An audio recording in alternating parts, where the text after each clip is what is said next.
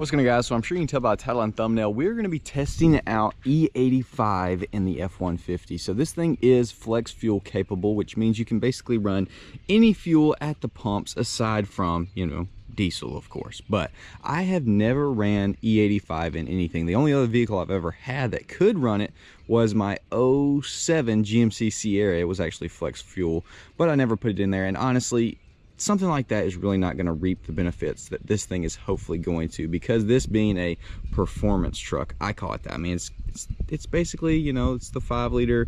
It's the same thing as like in the Mustang. So there is definitely room for improvement, and the right fuel could add quite a bit. E85 can give you a little more horsepower. It can be cheaper, but it also burns a lot more of it, so it's gonna go out faster and you're gonna have to refill sooner. But I'm really excited to just test it out, and we're gonna run this thing with the Draggy and see if we can decrease our 0 to 60 and 1/8 mile times any on the E85. Either way, I'm just excited to test her out. So we've got literally 25 miles till empty. I'm gonna run it down to as close to 0 as possible, and then we're gonna run down to not so close of a gas station and put E85 in it. E85 is not too accessible, like I was just saying, around me, but probably about a good 10 minutes out of the norm drive to get fuel. If I love it, might not be the end of the world, and who knows, it might actually smell good. We'll see. First time experience with E85. Let's find out. There is our gas station, the Shell. I think that's the only E85 station around.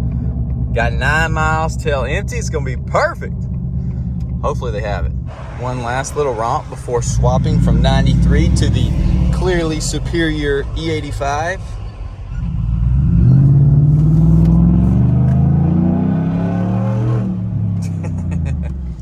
All right, let's see. Do they have E85? That's 87, 83, 93. Oh, there it is. There it is. E85 is right here. Okay, let's see if there's maybe one at the other end. Let's see what this junk costs. I have no clue, honestly. Ooh, rip fender. Blue handle, E85, $344. So about 40 cents cheaper than 93, but a little bit more expensive than 89, and 40 something cents, 50 cents more than 87. Maybe it's gone up recently, I don't know. Just remember a couple years ago, E85 used to be dumb cheap.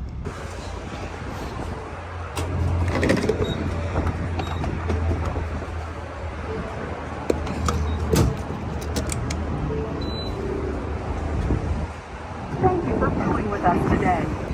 All right, let's see how much we racked up. Sorry about the wind, it's crazy today. $81, 23 gallons of E85. It's not as cool without the yellow handles, man. I ain't gonna lie, the blue handles, just not quite as cool. But anyway, let's test her out, see if we notice anything at all. Oh, I need to show y'all as well. I need my receipt. Yes, I do. Yes, sir, I do.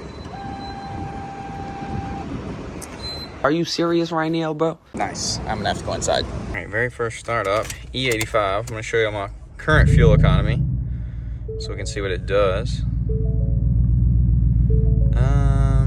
Why not? Yes, yes. Okay, yes. Oh my gosh, yes.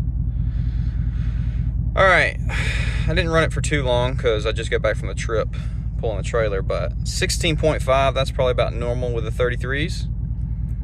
Let's just go ahead and reset that and see what it does on the E85. Oh my, I'm just kidding. Come on. I know I'm a YouTuber, but I'm not gonna sell it that crazy, okay? So, we'll see though.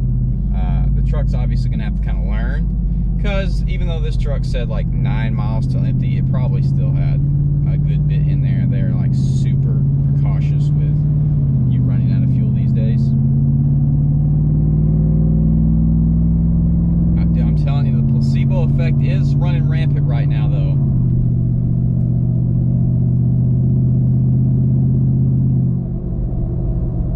Because this truck is always pretty peppy feeling. But that was under 2,000 RPMs. Usually the truck is always over 2. Okay. I know, listen, it's all in my head. It has to be right now because I just cranked it up. There's no way it's learned anything. There's no way it's adjusted for anything. I'm overthinking it. So we'll see. I'm curious to get it out and run it on the draggy, but I gotta get Silva because trash truck. But yeah, I will drive on it for a while, give y'all my first impressions, or give y'all some updated impressions, and then we'll test it out.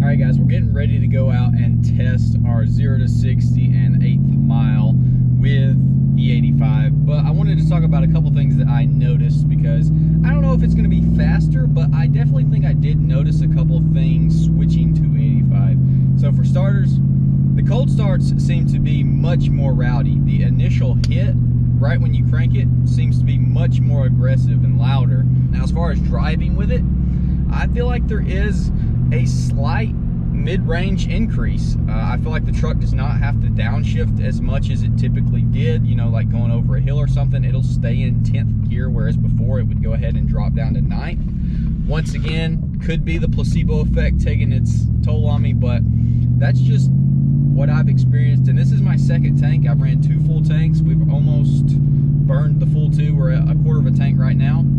So yeah, aside from that, haven't really noticed anything. Maybe a little bit different smell out the tailpipe. It's 59 degrees today and it's decently windy, so hopefully that doesn't hurt us that bad. We're about to test the corn out and see if we can beat that 5.35 0 to 60. Just gonna jab it. Let's see. E85. Let's rip.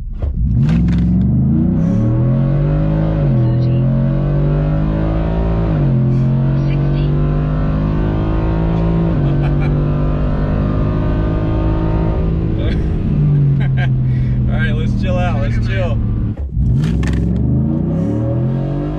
30. 60.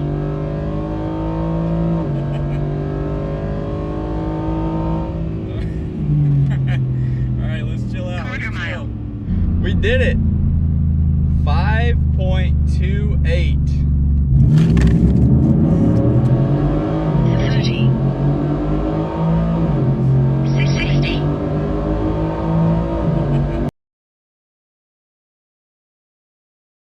All right, guys, well, that's going to be the end of this E85 testing video. Clearly, we did beat our time. Now, did I just launch it better, or did the fuel actually give us an advantage? I can't say for sure, but what I can say is there is some slight noticeable differences between fuel as far as my experience. I feel like the truck does hold gears a little bit better. I can't say it feels any faster. Definitely cranks a lot louder, I'll say that. Cold starts are freaking rowdy now. What else?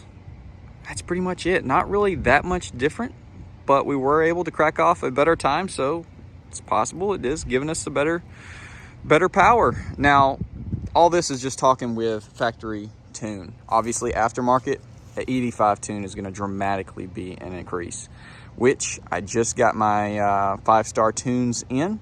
I'm about to fill up with fresh 93.